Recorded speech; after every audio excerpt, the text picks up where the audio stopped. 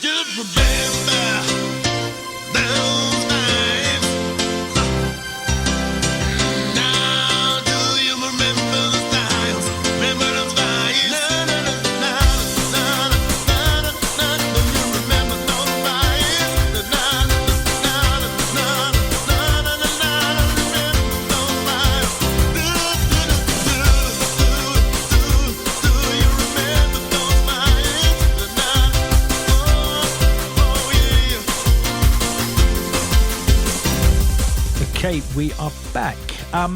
Right, Dal, I just want to touch on just the parties in general in the 90s, because it's a bit of a funny subject with you because you're on a whole different ball game now, a whole different level.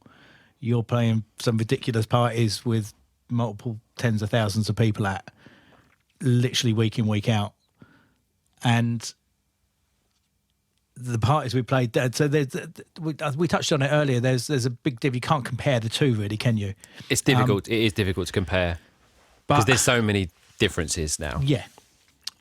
But back in those days, with the likes of Skelter at the Sanctuary, with Dreamscapes and Hardcore Heavens, Energy 97, which is one that we always bring up as being The our best. favourite show. I mean, I think for me, I always think Skelter was the one. I mean, there was a few. Strangely enough, there was a few parties with some really cool promoters.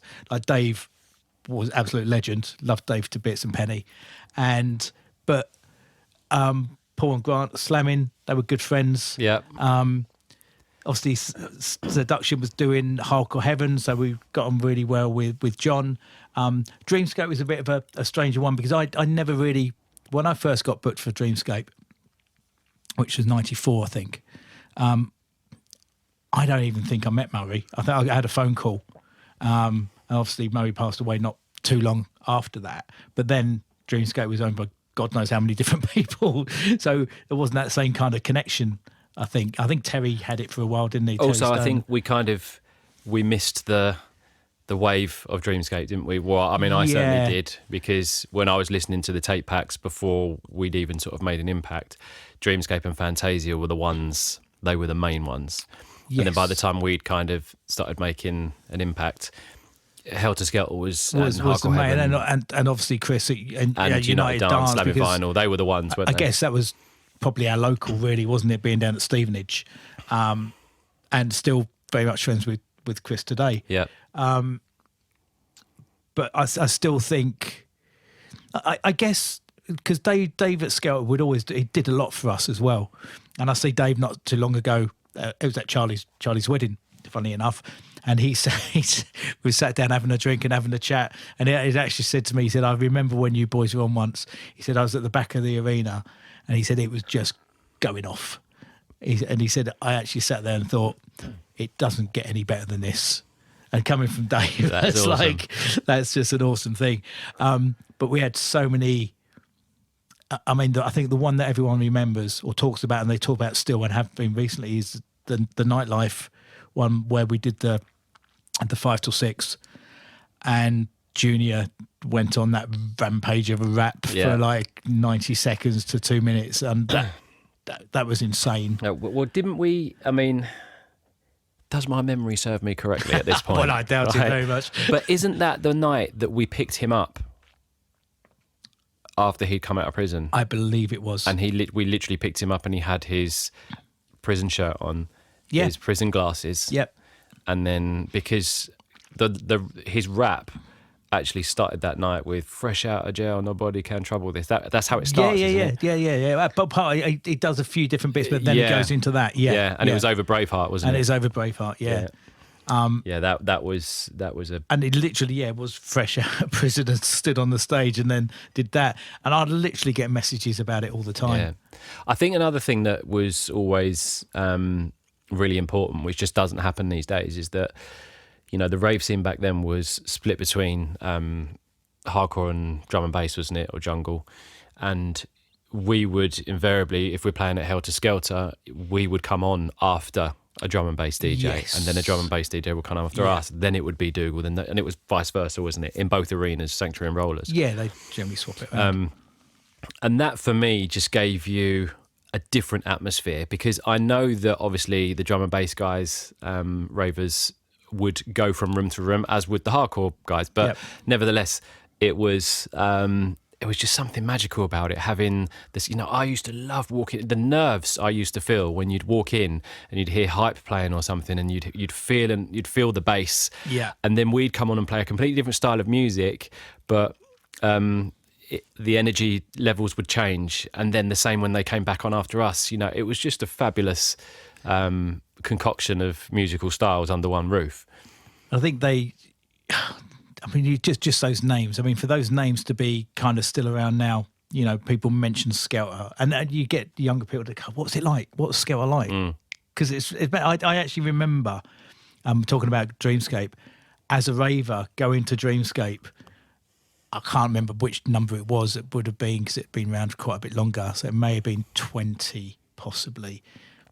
In '93, going there with Mick Francis, it was at the time, and just for a night out, and then not too much longer, just standing on that stage and playing. It was just, because we were standing there listening to Dave Angel and people like that, and I suppose even now the likes of Dave Angel is just a massive name still, but they would just, there was something special about that place, wasn't there? Yeah, absolutely. And then obviously with Energy 97, all the talk of the scene having a bit of a turn and not doing what it's doing, and then to put Energy 97 on, and that was just utterly insane. Yeah. I mean, I never went to the Fantasia gigs, so Donington, I never went to, and you look at that, and I can only imagine that it was probably on a par, I suspect, with... I used to have a Fantasia jacket. Yeah. When I was at school, I felt like a right bad boy. Still do. You get it out occasionally now. Do you know what? I wish I still did have it. I would. I can just imagine you rocking up to one of the parties now with your Fantasia jacket on. Oh, God. Loving that. Yeah. Just get one be made. Yeah, should do. What I also used to love, though, was kind of the regional stuff, because even though you had the Skelters and the Dreamscapes and the Hardcore Heavens, which kind of brought everyone from everywhere together, there was very definitive regional areas, like whether that be Manchester, Bowlers, Bournemouth. Bournemouth, Yeah. Birkenhead, the Drome, over the other side, Uprising and Donny Warehouse. Yeah. But all of those scenes were slightly different as well, weren't they? I mean, particularly Uprising and Donny. Yeah. So over Yorkshire way, it was quite heavily MC based, wasn't it? And you almost felt like that you was going to support the MC when I think that's up to those places. More or less, that's pretty much what it was. They were like rock stars, weren't they? Those Yeah. guys. Like Nats was a huge superstar up but there, even wasn't though he? they weren't particularly known outside of Yorkshire, but in that area, but within they were that area, massive. they were massive. Actually, funny. I talk about Nats. Yeah. Couple of funny stories. I saw something online yesterday of him in a picture with Carl Cox, which was. It's just ridiculous. I mean, God, Nats is well into his 60s now, I think. Isn't he? But I don't think Carl Cox is far behind. Oh no, I don't think he is. But funny thing. I love Nats. He's just a ledge. And I was DJing at Sheffield. It was like back to the 90s thing a few years back, just after COVID. And I'd gone, and Stu Allen, God bless him, was playing before me, and Nats was emceeing for him. And Stu's come off, and I've gone on, and Nats has just looked over at me, give me a nod. I didn't have an MC. And Stu's got off. I've just got my first tune ready, and Nats has gone, "Yeah, can you welcome to the stage, Darren Styles?" I was like, No. I'm like, Nats. No, I'm the older looking one. But bless him. Brilliant. So that was it's funny. But yeah, literally that whole Yorkshire scene, and then over the northwest side.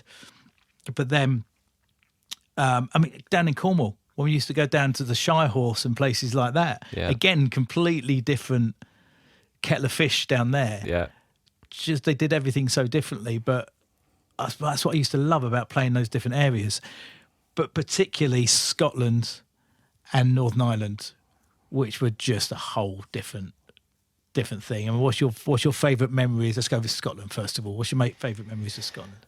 Oh man, so many, because like you say, the crowd up there, and like you say in Northern Ireland, they're just on a different. It's a different vibe, isn't it? Even to this day, to be honest. But Yeah, I mean, I don't know whether it's to do with music. They're just more mental. They just literally proper go for it. yeah, Or whether it's because the DJs went up there less often, and it was more of a big thing. I don't know, but Yeah. I mean, they had their own scene, obviously, with all the Scottish guys. well, with the more they had a techno-based stuff. massive scene, didn't they? We had the likes of Basic G and Techno Trance, and obviously Mark Smith. And Because I remember when we first went up there to Resurrection, and so it was our first experience of actually being at a gig like that with all of those homegrown acts, Ultrasonic, I think David Forbes, Scott Brown, obviously. yeah, All those guys, and bear in mind what we were making at the time. We at that point we still had quite a lot of breakbeats in our tunes, Yeah. so we had a kick in there, but it wasn't as heavy as the kicks that these guys were using. are you talking as the Force and Evolution stuff? Or This was Force and Evolution, yeah. So yeah. beforehand, and I remember thinking, I'm not sure if this is going to go down very well because our music is a lot softer. Yeah. And in fairness, it didn't go down as well as their stuff, but it was still really well received, and so even from the get go, it was kind of like, yeah, you could feel that something was going to bubble. What I used to find funny though was, I mean, my favourite club in Scotland was Foo Bar. Yeah, I mean, Foo Bar, for anyone that doesn't know, was in Stirling. I think it's still there. Is it still there? Is it? Yeah, yeah. I used to love that place, and we used to do a lot of M8 nights there, didn't we? Yeah. Wasn't it run by the M8 guys at the time? I can't remember. Pretty sure it was. It was, yeah. But they used to have some funny little things going on, like you'd be DJing and then you'd be getting hit with light sticks. It's like, what the hell is going on? But then someone would go, oh, it's a sign of respect. Yeah. It don't fucking feel like it. Yeah.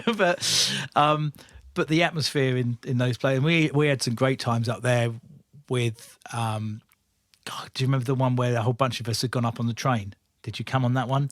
There was Slam and there was Bunter and there was, I think Matrix was up there for that one.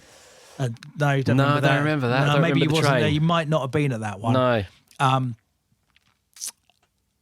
That was, but going up by train was just a different experience altogether. But the resis at Royal Highland Centre was always, it was just big. Wasn't it? It was just, It was vast. it was ridiculous size. And we was talking about the PA with Colin earlier. I mean, Colin was just kind of running around that stage like he was some Olympic athlete with Yeah. his guitar doing knee slides. Yeah. So it was like he was Slayer. His knee sliding on the Saturday and fixing washing machines on the Fixing Sunday. washing machines on the Absolutely Sunday. living it though, isn't he? So Scotland's always had a real kind of love Scotland anyway, but Ireland as well. Now Ireland was a whole different kettle of fish, not only in respect of the political stuff that was going over there at the time, and us being so young, Not really knowing much about not really it. understanding any of it. And what was really strange is that we'd get booked over there for a couple of gigs, and want to be a Protestant gig and want to be a Catholic gig, and we're like, it's two clubs, isn't it? It's like we have no idea, and we'd have to be dropped off on a street corner by one promoter and picked up by another one. You remember that? We went to a record signing at a shop, and we literally dropped off at a street corner, and then someone else would have to come and meet us Yeah. because it wasn't safe for the other people to be in the area and stuff Yeah, like that. yeah. It was mind blowing. It was. But that side, but later on, as time went on and things become politically better over there, my favourite club became the Coach, which Lee was doing all the bookings for. The atmosphere in that place was, I don't think I've seen an atmosphere in a club like that ever. And remember when, do you remember when the Ultra Beat Boys come over? Yes. And so I think Scott Brown was there that night as well, wasn't he? And Scott was on, and I think Junior would have been with us as well at the time.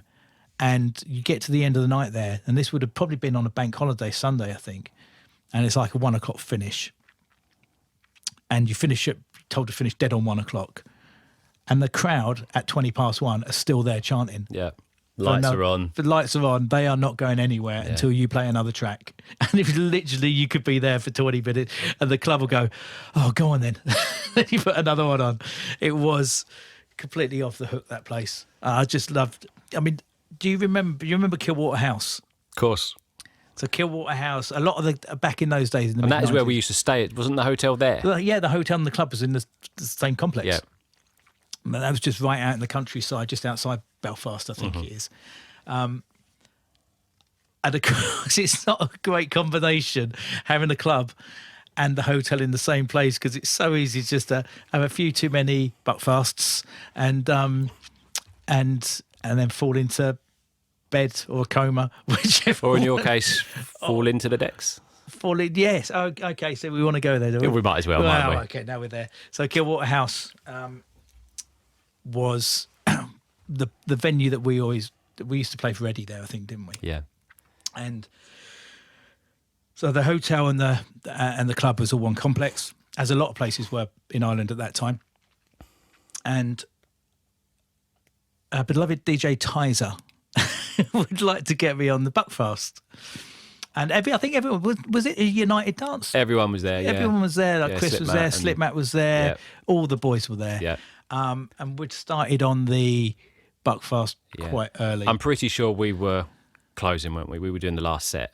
I think we were on last, weren't we? No. See, I remember that bit. I think. Well, But we were on quite late because I you'd have no already. idea. Yeah, No. that's what I mean. You were already blazing before Oh we'd yeah, even but started. we'd get there at like 1 PM, and we'd be drinking from 1 PM until we go on. But I mean, I can't remember I thought it was a fairly early set, honestly. But then again, where we're going with this story, you probably realise I have no idea what time it No, was. I mean the fact of I think bottom line is we started playing, didn't we? And I think 2 records in, I felt a little bit of I felt like a bump or something had gone on. I turned around and I think the way your legs are in the air. you've told the story before is that I was a little bit inebriated, and you were slightly concerned about my possible upcoming performance on the said turntables, and that you was quite impressed that I'd managed to get the first mix in. Yeah. But at that point, that's where it all started to go a little it went bit pear-shaped. belly up. Yeah, And literally. kind of culminated in me being flat on my back behind the decks, and never to look at another record that night again, I think. Yeah. However, it ended up being a solo set, didn't it? I think. it ended up being a solo set, and I probably still owe you a few quid for that. To be honest with you. But when it gets where it gets better, that night didn't kind of end there, because I think wasn't everyone trying to find me, or was it prior to the set they were trying to find me? Because I'd gone walkabouts. I think this was after. It was afterwards. And I think Slipmat, bless him, was trying to look for me. I don't know if you were playing at the time, and I was taking a break, but they did find me, and I was at the front of the club having a one-arm press-up competition against a doorman. Do you recall that? I mean, I remember the story, but You I think remember- I was deep in the mix at that You were point. doing the mix. Well, I was just getting some exercise. Yeah. Just show these Irish boys how it should be done, one-arm press-ups. But that's what Ireland was like, and it was always messy It in was, Ireland, yeah. Good because the times. buckfast would come out, and buckfast is just lethal, and when you're not used to drinking it, it would send you over the edge quite literally With the Southern Softies. with the Southern Softies. So, yeah. But I as I say, Ireland and Scotland were just a mental level notched up one or two, and still is.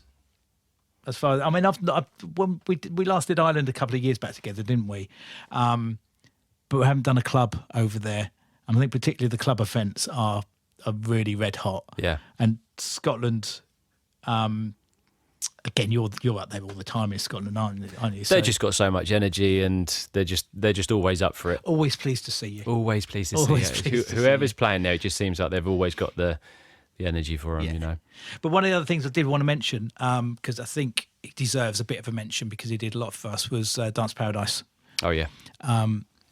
Alex at Dance Paradise was, and the thing is about Dance Paradise, it's one of those kind of East Anglian gigs. There's not many of them, and it was always a legendary gig, and we got on really well with Al, and he used to book us as Force and Evolution, so we did a lot of PAs for them, DJ for them, and then that continued through the Force and Styles days, and it was all, and as you know, come down to your birthday on your 20th birthday as well, all the way down from Yarmouth.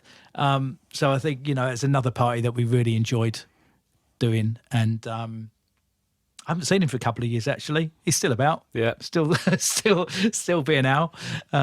He's a good old boy, but yeah, that's really it. Have you got any other things you want to talk about party wise, or anything that you kind of think you miss more than anything? That's... What was, you know, the Helter Skelter one we were talking about, the one or the one that I think was, it was a real turning point, but it wasn't at Sanctuary. It was that Energy 97 or was that Energy 96? The one, it was outdoors. It was Energy 97 was outdoors. That was the one. Yeah. Excuse me. See, that one there is, I feel like that one was a big turning point for us, because that was the first time I feel like we played and really realised that people were there to see us, because even though the tent was rammed, the outside of the tent, you know, with people trying to get in, whereas you're up there on the decks and you can physically see people trying to get in. There was literally, it almost looked like there was as many people outside the tent as there was inside the tent. And it was one of those ones where suddenly you realise, wow, they know the words to absolutely every tune we're playing.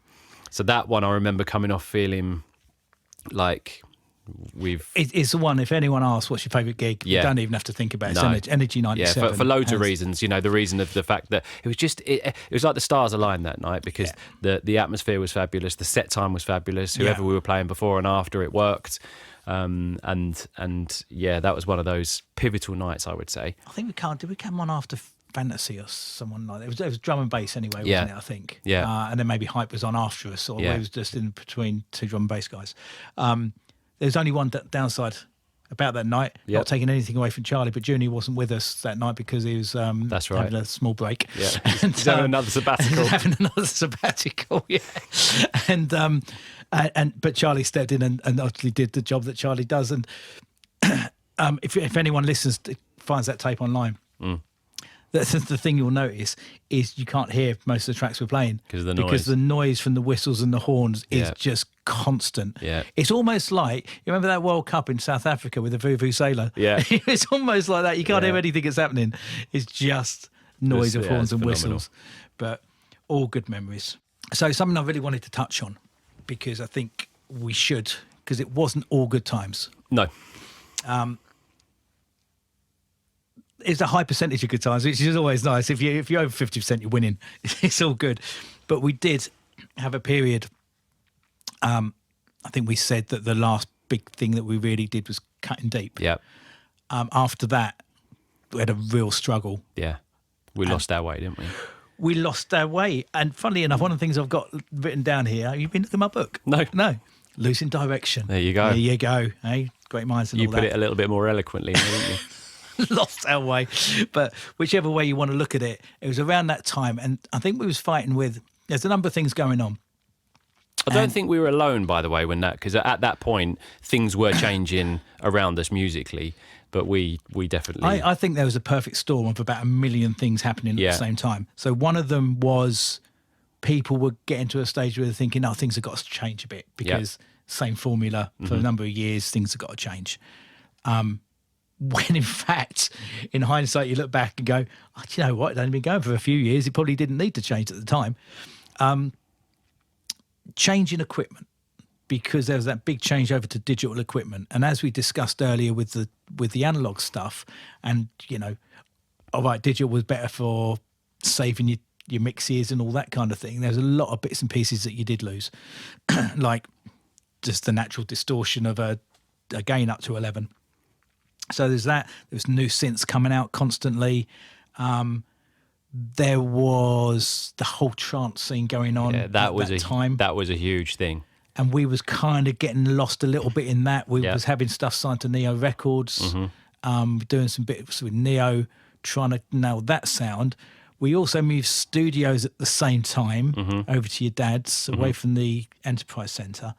And and going from a place that had carpet on all the walls to a room that had nothing on the walls apart from a little bit of acoustic treatment, Yeah. which was just some panels Yeah, that we so put it's up. like learning the room all over again And with we- a different sound, with new equipment. And also, I think there's a lot to be said about the fact that when we had our sort of time with Pinnacle, Diverse, and then obviously, say, trying to sort of do some stuff with Neo, one of the biggest things is that what we didn't realise, if you now look back on it, it's what you touched on earlier, is that when we were making music for the dance floor, is when it was working. Yep. So when we had the dance floor in mind, what we hoped would work, what we felt would work if we was on the dance floor, and then suddenly we were in that point where we were making records for record companies that were hoping to take things in a different direction. So we're making things more for radio and to be Yeah. listened to, and forgetting actually that a successful record generally doesn't happen that way with a dance record. It happens because it's come organically from the floor. Yeah, agreed. And there was that as well, which is a big thing. But the funny thing was, we used to.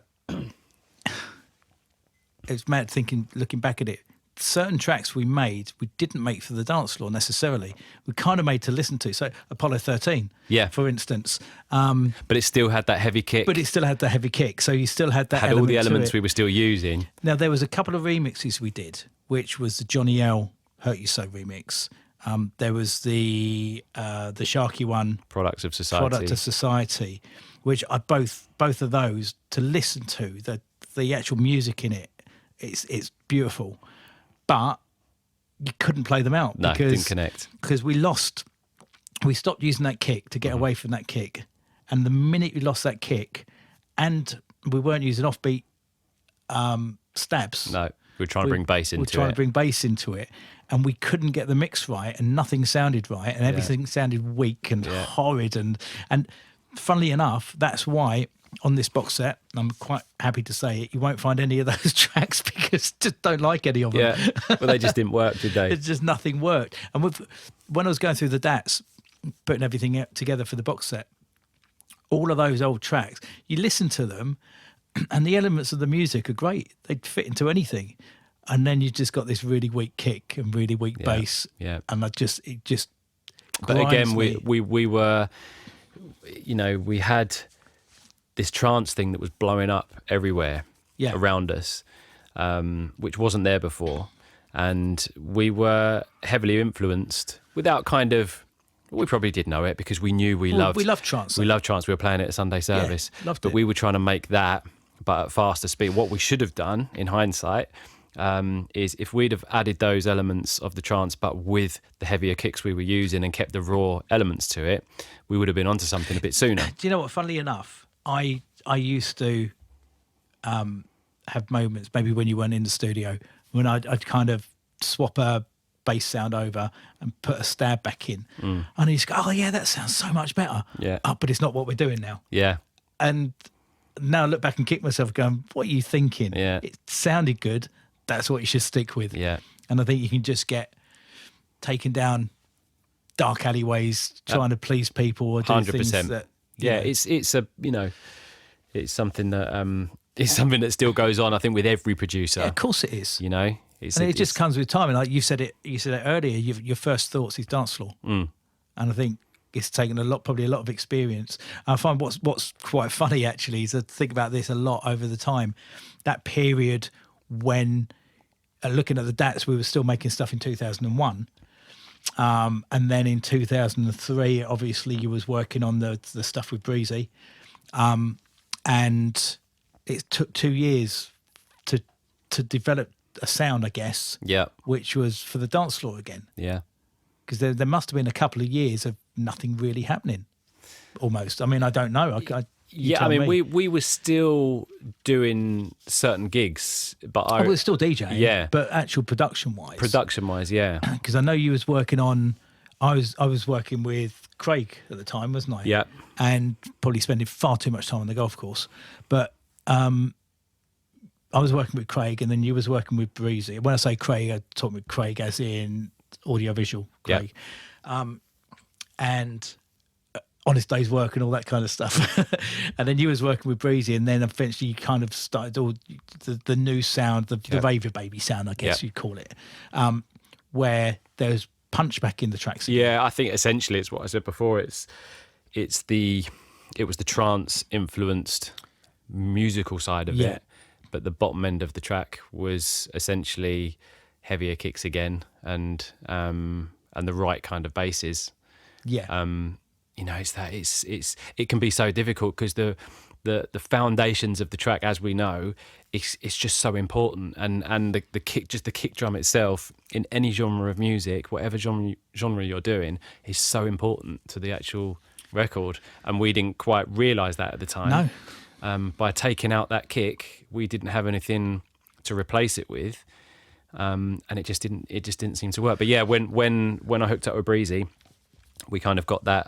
We managed to get the formula. Yeah, exactly, and it kind of falls into place. And I guess early days we was just lucky enough that everyone was using the heavier kick. Yeah, and it just kind of fell into place, and we didn't have to think about it. Sometimes I guess you just start to overthink it. Yeah, that's exactly it. Yeah, and that, I mean, it pains me sometimes to listen to some of the stuff that we do. I mean, the worst one, which is such a pity because it could have been such a good record, is Look at Me Now. yeah, Because that junior vocal, although it sounds bloody awful on the track, and God knows how we put that track out, because if you listen to it, it's really bad, and that's why it never gets any mentions anywhere. yeah. I don't know how we actually sat there and went, yeah, that's right to put out. Yeah. 'Cause I think we were just clutching at straws at I think that time. we were. I think we just couldn't tell what sounded good because, one, that room just didn't work for us. The funny thing is, what makes it obvious, and it's a lot clearer to me, especially these days, is that if I play something out in my set and it just doesn't connect, even on first or second play, I generally know if I've got something. Yeah. Which is no different to when we first played Heart of Gold and first played Pretty Green Eyes. Yeah. We knew straight away because you can just see something on the dance floor. When and if we played those records out, why didn't we sort of think when we were playing them along? Because it was in the era of Scott Brown Elysium and those kind of records. Why we didn't just play it against tracks like that and think this just ain't good enough. Yeah. Just don't think at the time. You just kind of lost down a wormhole. Yeah. And it is literally like that. You just kind of, I don't know. No. But in hindsight, I mean, the other thing as well, which gets a lot of mentions, is that the meeting of minds down at Slamming Vinyl. Yeah. When everyone got together, and we was really determined because I think, as much as anyone else, there's some people, certainly Brisky didn't want to change to slow it down because for obvious reasons, he was a faster DJ. And we'd all gone away going, oh yeah, we'll give this a go. And I think we made like 4 or 5 155 BPM tracks. And even though the content of the tracks were pretty decent, they wouldn't have worked on a dance floor because the kick and the bass were too weak.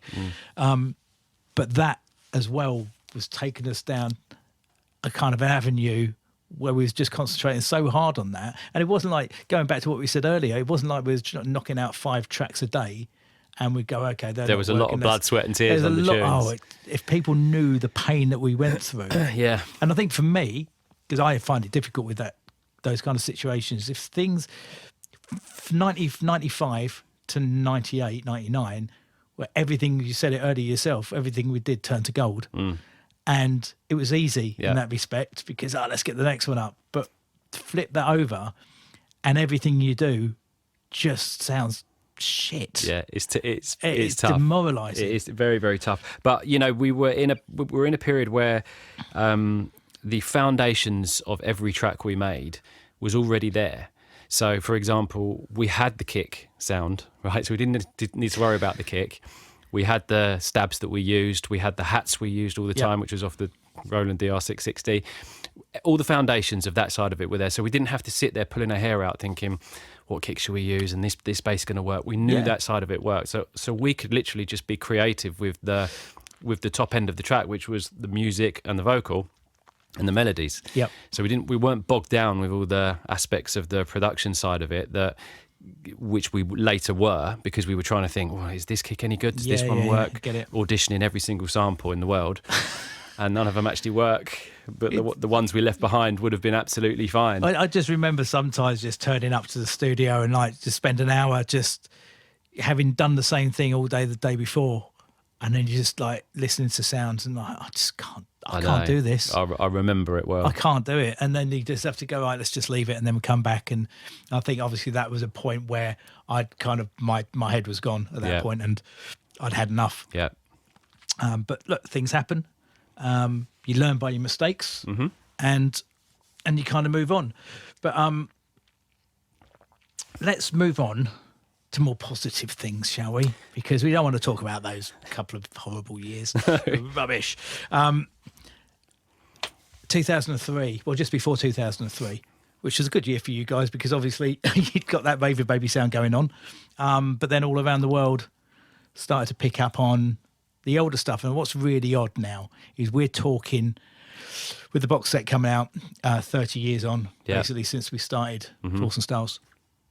This was only 6 years on from when we'd had those tracks, 6 or 7 years on. And which at that time felt quite a while ago. Well, considering if we was playing gigs, and this was really odd as well. So if we was doing a Force and Styles back to back, which we still did a lot of at the time, you'd be playing off a CD. I'd play off a vinyl because I hadn't got into the whole CD thing. I couldn't even look back now, but and so that was just kind of a really odd dynamic. Yeah. It was kind of like we're doing it together, but we're not doing it together. Yeah. And it was a really weird time. But it kind of felt like it was still called old school at the time because you got this new sound. Yeah. We was playing old school, and 20 years later, it's still old school. And, but was Heart Gold was the first one, was it? Heart Gold was the first one. Heart Gold was the first With one Kelly. with Kelly, which they released all around the world and charted at 19, I believe. So it done a lot better than it had done Previously. with Pinnacle, which was only, I guess, 4 or 5 years before. So it got its second release, obviously did really well, but when everything changed was clearly when Ultra Beat did Pretty Green Eyes. Yep. And the build up to that was pretty insane, really, wasn't it? We had, even locally, do you remember the newspaper interviews that we had and pictures of by down the pier about it all going off? But in that build up to it to release, all the stuff on the radio, everything on the radio featured Pretty Green Eyes. Yeah. It was mad, wasn't it? Yeah, Top of the Pops. Top of the Pops. Well, I'm trying to think when we did that. Do you remember, obviously, the day that it was charting, we got a phone call, didn't we, in the morning to tell us where it was. Whether it was, we knew it was around about number 2, but we didn't know whether it was going to get number 1 or not. And we got the call in the morning just to let us know that it is number 2. Yeah. Blue Cantrell and Sean Paul have nabbed the number 1 spot. And we was going to the pub in Frinton, weren't we, with all the guys to listen to the top 40 countdown. We took a stereo in there with us, and we knew it was number 2, and no one else. We didn't tell anyone else, did we? But that was nice to kind of share that with everyone at the time. Yeah, it was a great night. But it was. I mean, how did you feel with?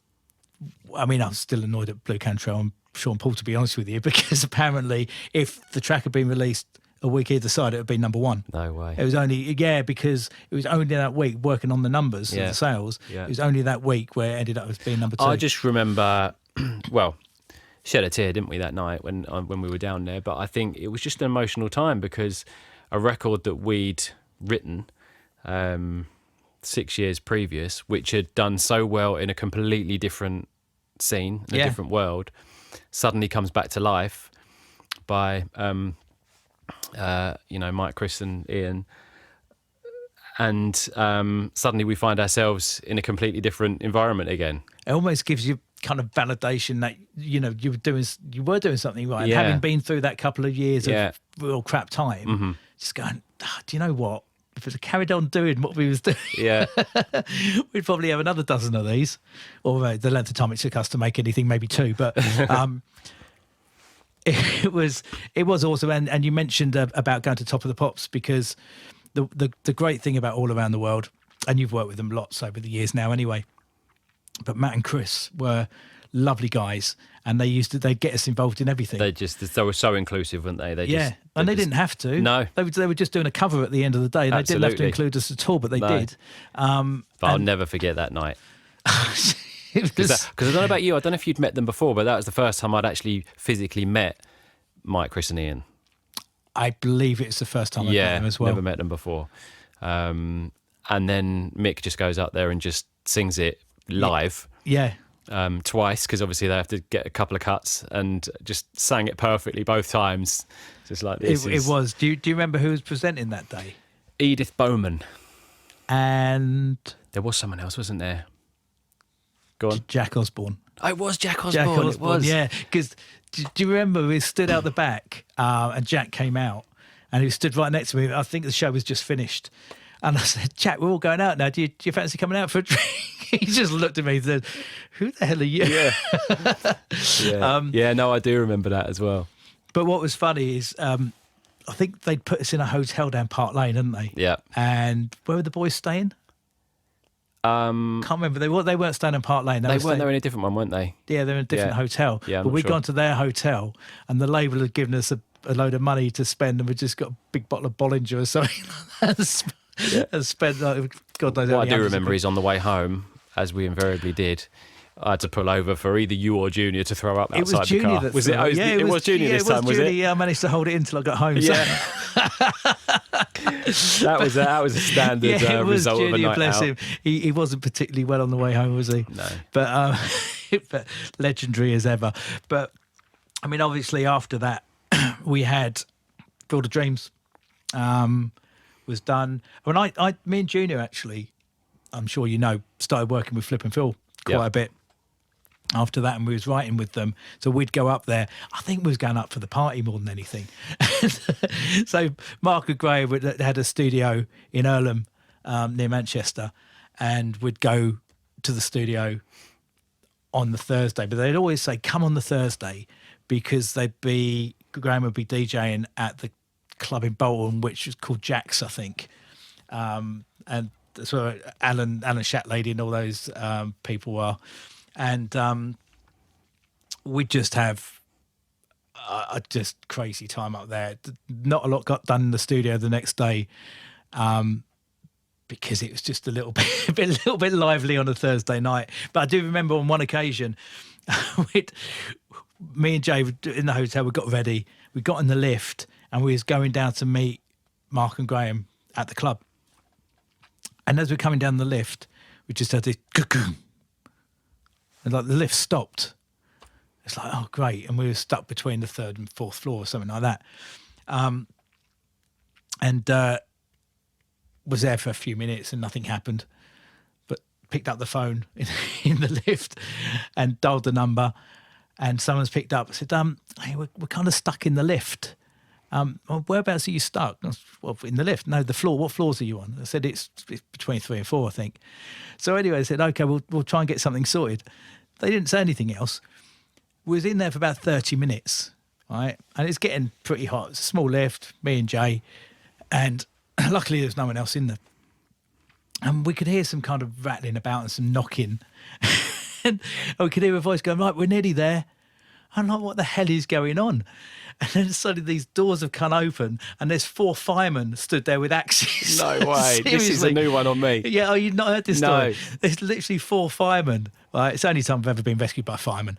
Sharky would have been lovely. He'd have been loving it if he was.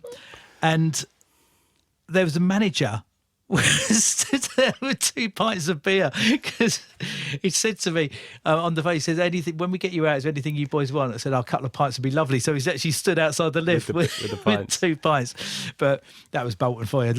Brilliant. Loved Bolton. So we had some great times with the All Around the World guys. And I mean, you've had far more experiences with them and successes, obviously, because you've had a bunch of stuff through all around the world now, and the albums and everything else. Yeah, they released the solo album as well. So yeah, still work with them to this day. There you go. It's all good. Top lads. Do you remember those